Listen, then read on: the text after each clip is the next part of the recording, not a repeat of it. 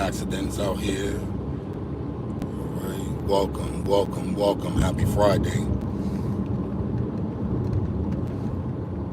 My morning drive into work. That's right.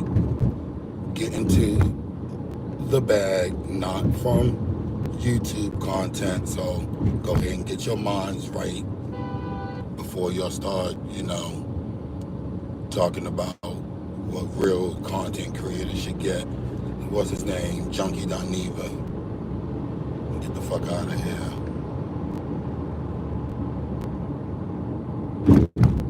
When the replacement from God arrives, you will forget what you lost.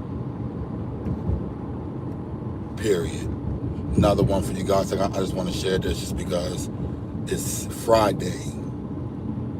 Let people do what they want to do so you can see what they rather do. That'll answer all the questions you have. You heard? I'm going to repeat that again. Let people do what they want to do so you can see what they rather do. That'll answer all the questions that you have. You think about that. Y'all let that sink in. All right, so let's jump right into, the Nene Leak show, which I do love. I like it. I like it. I'm not going to say love, but I like it. I like it when she has the right guest. And Tamar happened to be one of the right guests. Hopefully Kandi will get on there and say what she has to say. Nene kind of put her invite out there. Let's see if Kandi will take the invite. But, a lot of people were saying that it was two hating ass females, Nene and Tamar, hating on Kandi. I won't say that. I will say Tamar took that moment, that platform, to make a moment. Now, Nene and Tamar are both reality TV, so they know the importance of long interviews like that. They know you have to give some standout moments. You have to give some things for people to take and content creators to take and, race off with it. And that was one of them. With Tamar trying to reach out to Kandi, but I'm telling you, she did it in a nasty way because she practically told the world that Kandi is a liar. She's not a good person, so on and so forth, basically saying Kandi not a good person.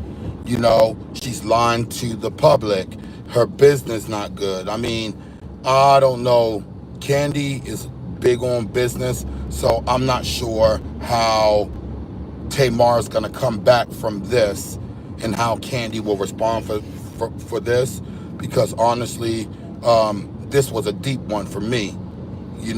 This took me out. The way Tamar and Nene wasn't refuting anything, but Tamar almost was waiting like she had the moment rehearsed. I digress. Let's talk about Tamar calling Lonnie Big Back Cadillac.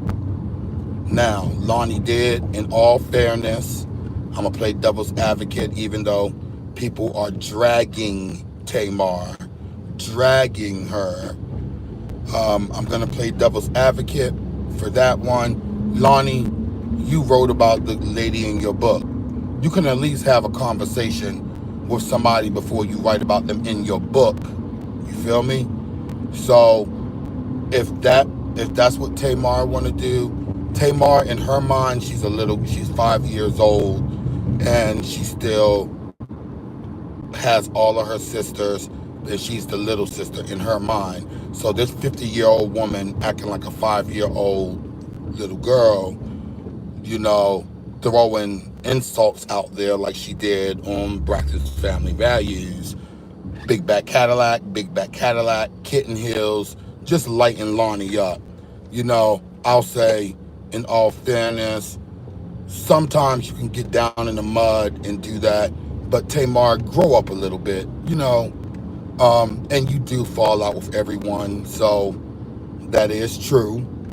You have, the rumor is true, sorry.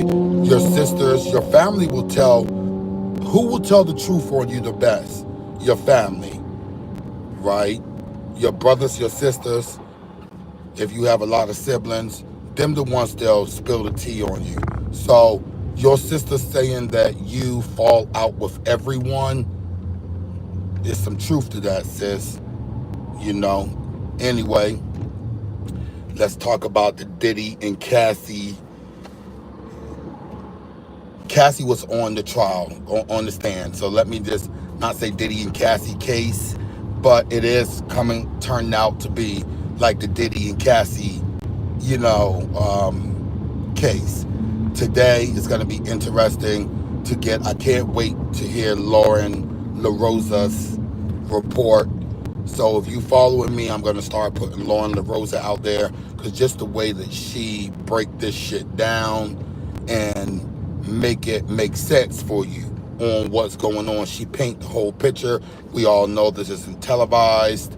So we're hearing it. We're looking for the content creators to paint that picture for you, to put that picture in your mind on what's going on, and so on and so forth, okay? We're looking for them to do that for us. And Lauren LaRosa from the Breakfast Club, she is doing a magnificent job. She's on that. You hear me? Anyway, some of Cassie's texts were leaked, and I'm going to say this. I said it from the beginning. This was a money grab.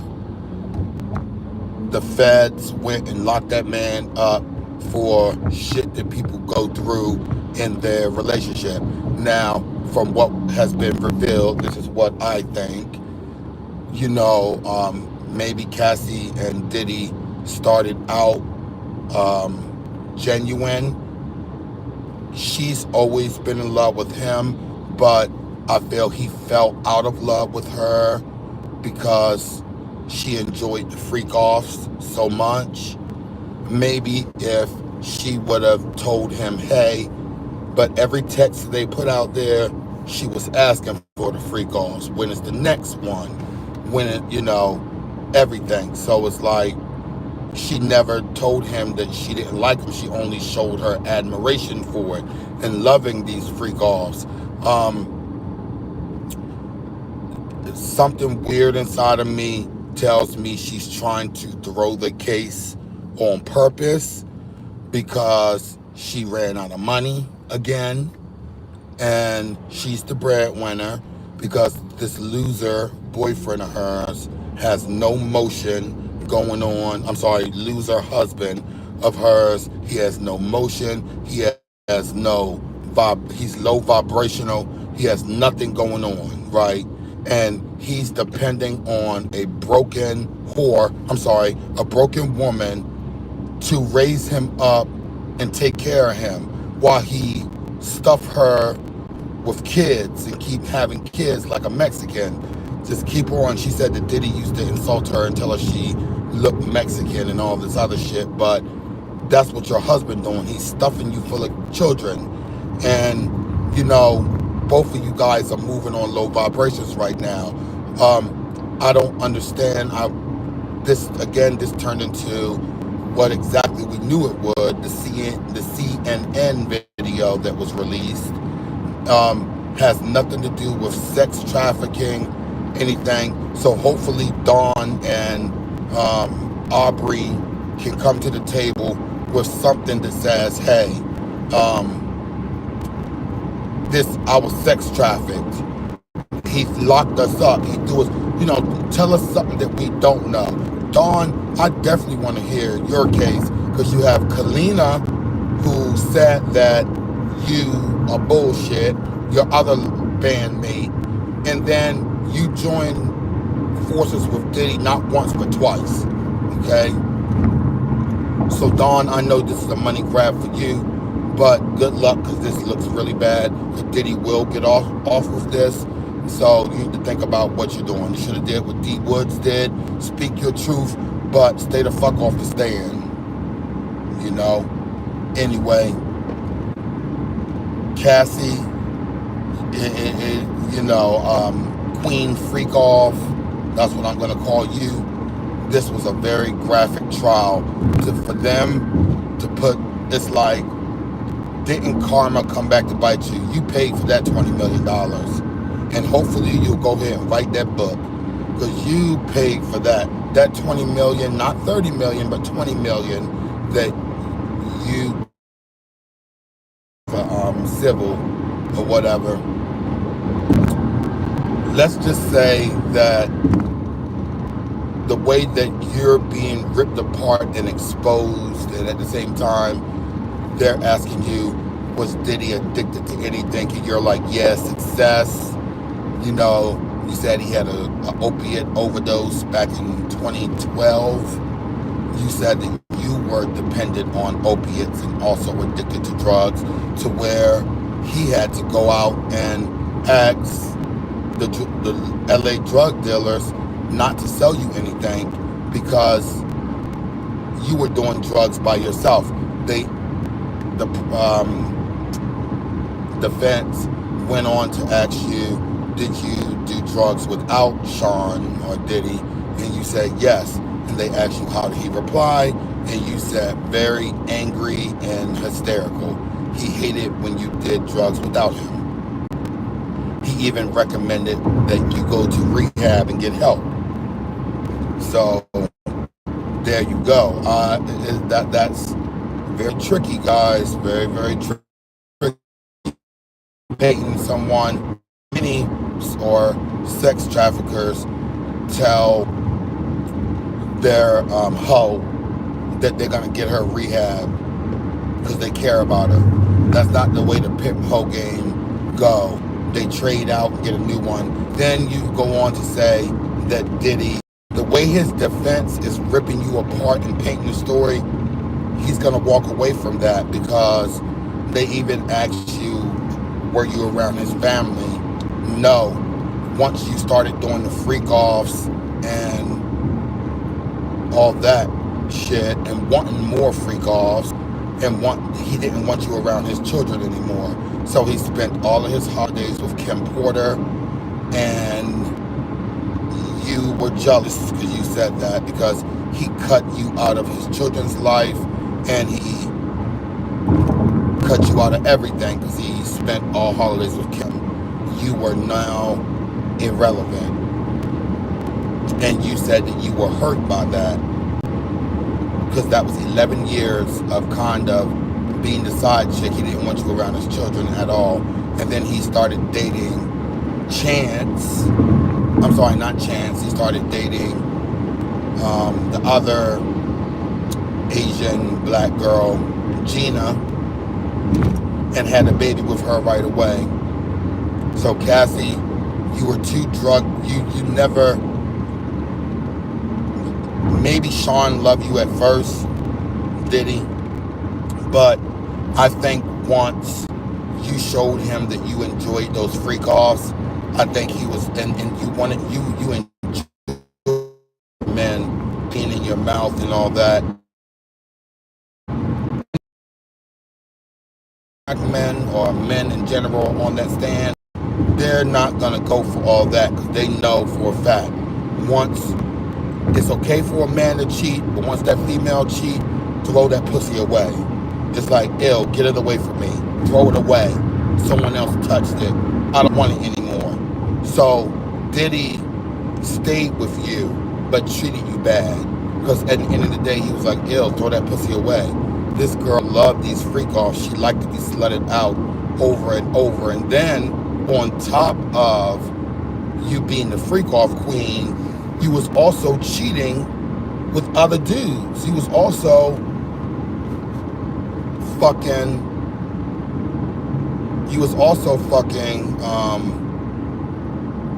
Michael B. Jordan and Kid Cudi. Not that the freak offs was enough. Like, how many dicks do you want? At this point, it just looks like you're a whore. I don't know what else to say. Anyway, let's go to DDG. He's on his smear campaign because Halle spoke the fuck up. Now, because he's a streamer, his audience is big. So they're on her. And they're trying to smear her name from here to Kingdom Come. But the videos that they are sharing, it's because she was supervising her son every time she was with DDG. Maybe even trying to see something different in him. But you could tell that she was watching her son. And she was just making sure you're not letting people feed him off of their plate. Your other streamer friends, like you were doing, everyone's holding him. No mother wants that. So DDG, get yourself together. Yeah, you're just a black kid with a dream, like all black kids with a dream, okay? Good thing that young lady got sole custody. So whatever she did, she's not talking about it, but guess what? It was enough there that judge gave her temporary, permanent sole custody. So you take that for what it's worth.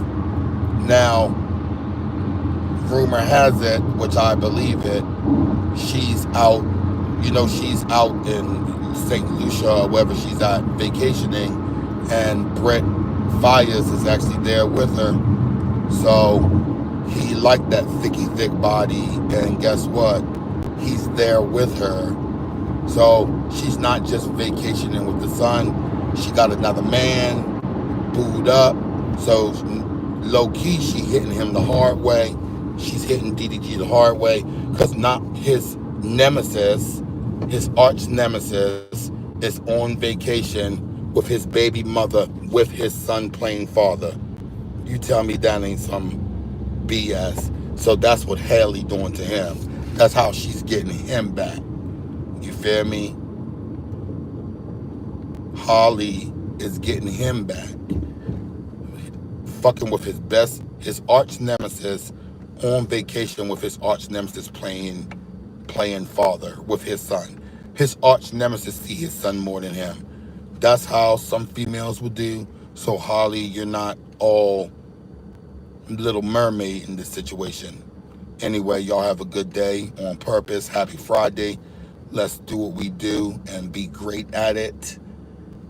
And let's avoid negative people. Let's pray for them, and let's not stress them. Let's let them be them. Be easy breezies.